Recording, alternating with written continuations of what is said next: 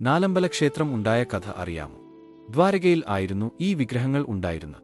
ശ്രീകൃഷ്ണ ഭഗവാന്റെ പൂർവികർ 3 ജന്മങ്ങളിൽ പൂജിച്ചിരുന്നതായിരുന്ന ദിവ്യമായ വിഗ്രഹങ്ങൾ ആയിരുന്നു ആ.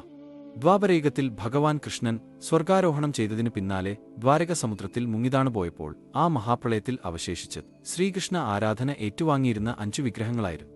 അവയിൽ മഹാവിഷ്ണുവിന്റെ വിഗ്രഹം കലിയുഗത്തിന്റെ ആരംഭത്തിൽ ഗുരുവായൂരിൽ പ്രതിഷ്ഠിക്കപ്പെട്ടു.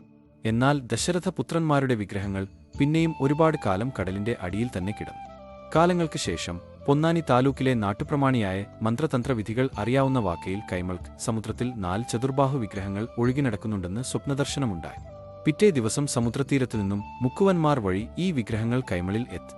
അദ്ദേഹം ജ്യോതിഷികളുമായി ആലോചിച്ച് തീവ്രാനദിക്കരയിൽ ശ്രീരാമക്ഷേത്രവും കുലീബിനിതീർത്ഥകരയിൽ ഭരതക്ഷേത്രവും പൂർണ്ണാനദിക്കരയിൽ ലക്ഷ്മണക്ഷേത്രവും ഭരതക്ഷേത്രത്തിന് സമീപമായി പായമൽ ശത്രുഘ്നക്ഷേത്രം എന്നീ ക്രമത്തിൽ ക്ഷേത്രനിർമ്മാണത്തിനായി സ്ഥലങ്ങൾ തെരഞ്ഞെടുത്തു പ്രതിഷ്ഠ നടത്തി എന്നാണ് ഐതിഹ്യം.